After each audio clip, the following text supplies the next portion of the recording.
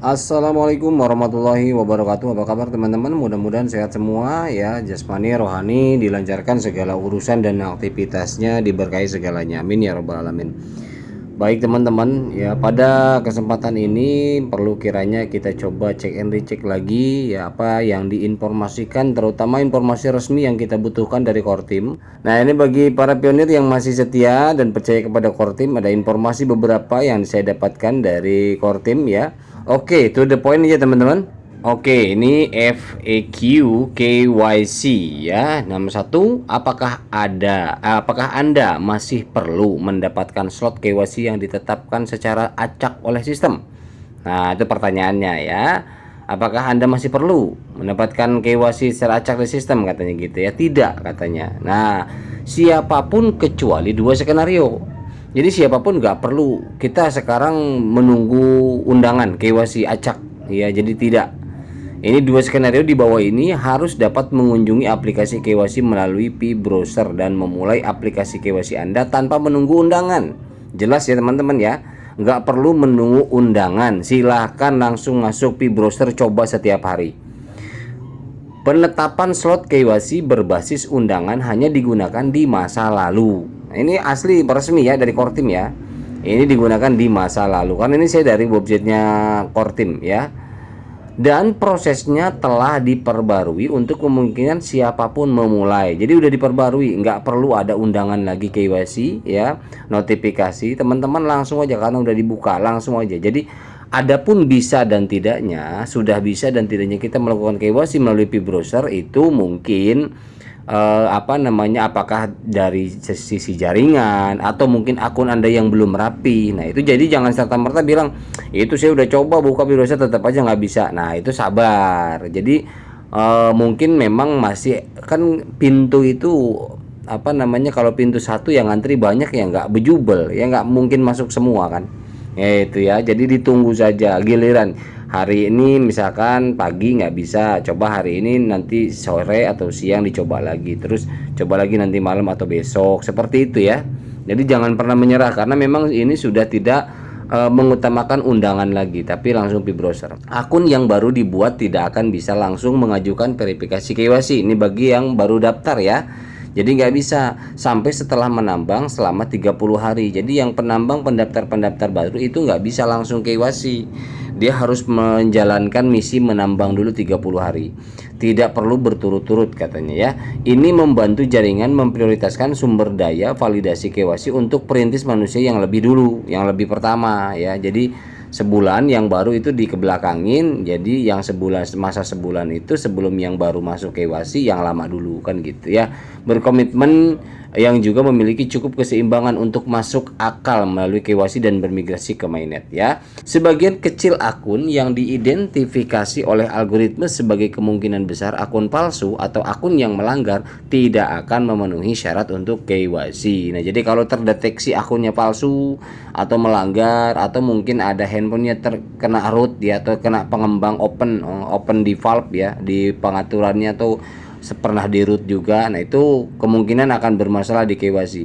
Jika pemilik akun tersebut berpikir bahwa ada kesalahan algoritma, mereka harus mengirimkan nama pengguna mereka untuk penyelidikan lebih lanjut dan bukti potensial sebaliknya dengan mengisi formulir di sini. Nah, ini ada alamat linknya teman-teman. Jadi bagi teman-teman yang merasa bahwa misalkan akun sudah baik-baik saja, sudah betul ya, konsultasi sana sini udah benar, kemudian handphone juga tidak pernah root ya, dan artinya nggak pernah aneh-aneh lah ya, bukan akun palsu tapi akun asli kita ya, sesuai dengan sejujur-jujurnya bahwa kita tidak pernah membuat dua akun, kemudian pengaturannya udah merasa benar tapi kok masih problem ketika akses kotak KYC di P-Browser misalkan masih bermasalah. Nah, ini linknya ada di deskripsi, saya cantumkan teman-teman ya, silahkan, ini linknya.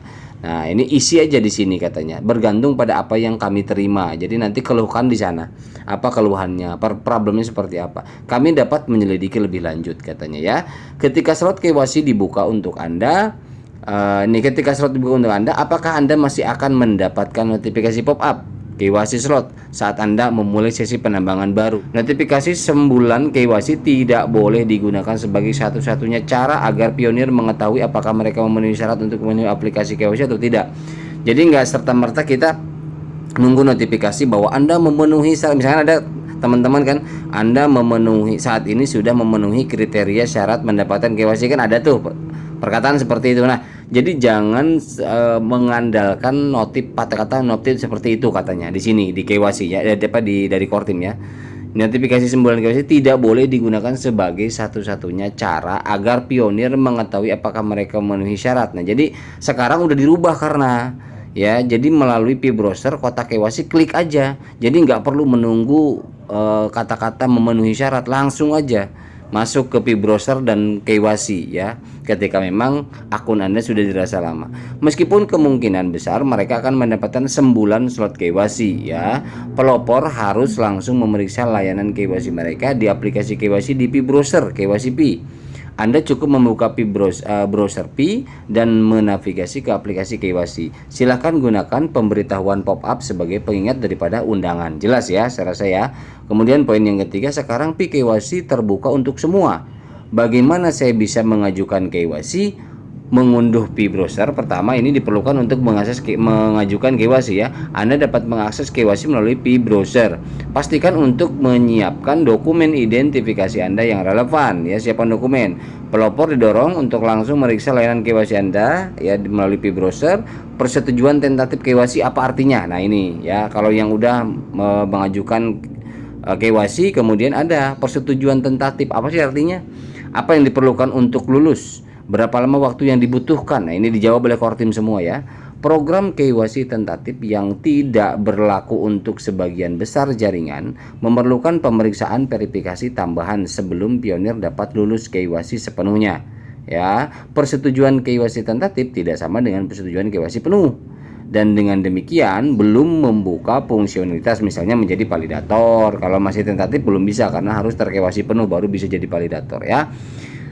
Dan belum bisa bermigrasi ke mainnet yang memerlukan persetujuan KYC penuh hingga memeriksa tambahan menginformasi persetujuan KYC sepenuhnya. Namun persetujuan KYC tentatif membuat akun lebih dekat dengan persetujuan penuh. Jadi artinya ini mungkin stepnya ya, step masuk ke KYC tentatif dulu akan mempermudah ketika nanti mendapatkan KYC sepenuhnya. Jadi tidak dari nol lagi karena sudah minimal misalkan contoh 50% ter-KYC lah ya. Alasan untuk program KYC tentatif selektif adalah untuk memastikan integritas jaringan dengan hati-hati mengizinkan sebanyak mungkin perintis manusia untuk melewati KYC. Jadi sangat hati-hati ya. Pengembang di sini benar-benar step by stepnya pelan-pelan, harus hati-hati sambil menangkap dan mencegah sebanyak mungkin akun palsu dan bot ya, sambil menangkap itu ya, menjaring ya. Ini tidak hanya penting untuk jaringan tetapi juga adil untuk semua pionir manusia yang telah menambang dengan jujur di akun mereka sendiri. Langkah-langkah verifikasi tambahan yang spesifik dapat bervariasi tergantung pada masing-masing kasus dan waktu yang diperlukan. Untuk menyelesaikan juga dapat bervariasi ya. Faktornya untuk menyelesaikannya ini bervariasi waktunya. Faktor-faktor yang dapat mempengaruhi waktu antara lain volume aplikasi KYC yang sedang diproses, ketersediaan validator manusia di wilayah tersebut, kerumitan aplikasi, dan jenis pemeriksaan tambahan yang ditetapkan pada kasus KYC tentatif. Jadi beberapa proses ini yang harus dilalui oleh Kortim teman-teman. Jadi tidak asal, tidak sembarang, hati-hati walaupun pelan ya, tapi artinya sudah betul-betul clear 100%. Yang betul-betul yang ter-KYC nantinya 100% full, kemudian benar-benar manusia, tidak ada yang mengganda akunnya dan segala itu harus betul-betul selektif dan hati-hati. Tidak bisa asal-asalan gerasak-gerusuk ya. Kemudian yang kelima, jika status KYC adalah persetujuan tentatif, berapa lama waktu yang diperlukan untuk menjadi KYC lulus final atau full ya dari tentatif. Durasi status persetujuan tentatif berdasarkan kasus per kasus dan tergantung pada tingkat dan jenis verifikasi tambahan yang diperlukan. Ya, misalkan apa yang perlukan tambahan, apakah cuma perubahan nama, nanti ada buat full KYC, apakah ada foto depannya doang atau gimana, tergantung ya. Kasusnya tergantung berat atau ringan. Salah satu prioritas kuartal 2 2023 untuk aplikasi KYC adalah mengulangi dan menerapkan pemeriksaan tambahan tersebut pada kasus tentatif KYC. Jadi targetnya adalah untuk KYC ini kuartal 2. Kuartal 2 yang kita tahu adalah April, Mei, Juni, 3 bulan ini ya. Nah, jadi kalau untuk masalah teman-teman bagi yang menanyakan open mainnet di sini belum diinformasikan, tetapi clue-cluenya, ciri-cirinya sudah diinformasikan oleh core team bahwa dua hal besar selesai, itulah kita akan segera mainnet. Artinya KYC dan utilitas ya, dua hal itu. Nah, ini KYC lagi dikebut sama core team ya. Nah, targetnya adalah kuartal 2. Salah satu kuartal 2 prioritasnya ya untuk aplikasi KYC adalah mengulangi dan menerapkan ya pemeriksaan tambahan tersebut pada kasus tentatif. Jadi kuartal 2 ini mudah-mudahan di awal lah ya. Pertengahan udah selesai, mudah-mudahan seperti itu. Tapi Allah alam. Oke, yang keenam, jika status KYC adalah persetujuan tentatif, apakah migrasi ke mainnet dapat dilakukan? Tidak katanya. Anda harus lulus KYC sepenuhnya agar dapat bermigrasi ke mainnet. Jadi kalau yang tentatif belum dinyatakan lulus ke mainnet.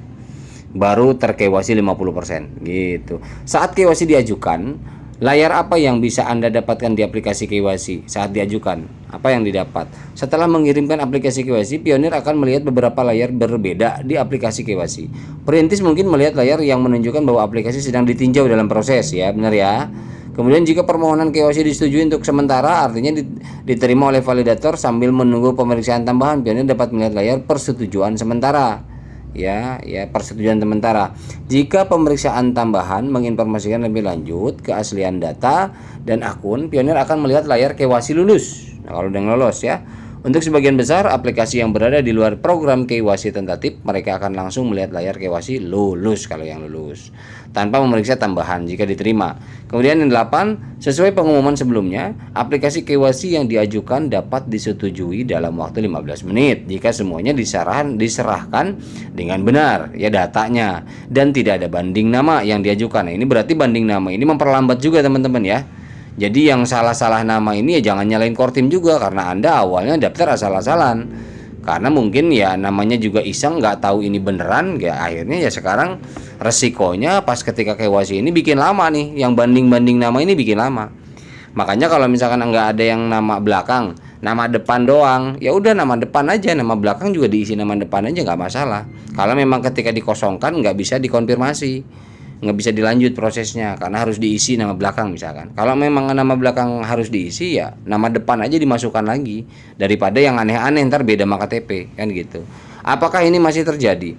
Ya, hal ini tetap berlaku selama Pionir telah melengkapi bidang yang diperlukan dengan benar dan ketersediaan validator manusia melimpah di negara atau wilayah tersebut ya gitu. Kemudian yang 9, kapan validator KYC dapat meninjau banding perubahan nama? Kapan? Untuk Pionir yang mengajukan banding untuk pengubahan nama akun mereka ya. Nah, ini untuk masalah banding nama nih. Untuk pembaruan nama kecil, banding mereka diselesaikan hanya dengan otomatisasi mesin atau memerlukan bantuan validator manusia untuk menyelesaikannya. Kasus pertama telah membuka blokir aplikasi semacam itu untuk melanjutkan proses KYC mereka. Untuk kasus kedua, validator manusia kemungkinan akan dapat meninjau banding perubahan nama di kuartal 2 tahun ini. Oke, banding ya. Kuartal 2 tahun ini ya mungkin akan dapat meninjau bandingnya. Setelah prioritas pemeriksaan tambahan pada aplikasi KYC tentatif dan analisis kinerja validator. Oke ya. Oke, 10. KYC saya disetujui tetapi tidak tercantum dalam daftar periksa mainnet langkah 6. Ya. KYC disetujui tetapi tidak tercantum dalam periksa mainnet ya, checklist mainnet itu langkah 6. Kapan saya dapat melanjutkan dan memulai migrasi katanya. Tim inti menyadari masalah ini mempengaruhi beberapa pengguna dan bekerja untuk menyelesaikan masalah sinkronisasi data pada daftar periksa mainnet di kuartal 2 tahun ini. Secara umum selalu andalkan aplikasi PKYC untuk status KYC paling akurat. Secara keseluruhan, mengapa jaringan Pi membutuhkan KYC sebelum migrasi mainnet? Mengapa membutuhkan KYC? Ya udahlah, buat teman-teman udah ngerti lah kenapa butuh KYC ya. Kalau yang masih belum paham juga kenapa nggak ngerti KYC, ya udah ketinggalan banget lah jatuhnya ya. Artinya video saya sebelumnya juga udah banyak banget bahas masalah kenapa KYC penting ya, tujuannya apa udah. Kalau masih belum paham juga kenapa sih Pi membutuhkan KYC, udah tertinggal berarti itu orang. Gak ngerti, banyak yang ketinggalan. Oke ya. Oke, kemudian ini membutuhkan tingkat akurasinya orang yang lulus. Oke, ya udah selesai. Saya rasa itu aja. Intinya beberapa pertanyaan yang mungkin teman-teman ya boleh baca lah. Ini link ini saya coba cantumkan di deskripsi juga untuk baca ulang ya. Kalau memang ini penjelasan saya belum begitu clear, belum begitu jelas, karena saya hanya membaca saja dan tidak terlalu banyak membahas karena ini yang dibaca juga udah panjang, durasi makanya makin panjang. Jadi teman-teman silahkan dibaca ulang ya. Linknya saya kirim. Ini penting. Artinya teman-teman bisa dicoba dibaca, dipahami. Kemudian ketika ada praktek dipraktekkan dulu gitu ya. Oke ya, itu aja teman-teman. Mohon maaf bila ada salah-salah kata. Wabillahi taufiq hidayah. Assalamualaikum warahmatullahi wabarakatuh.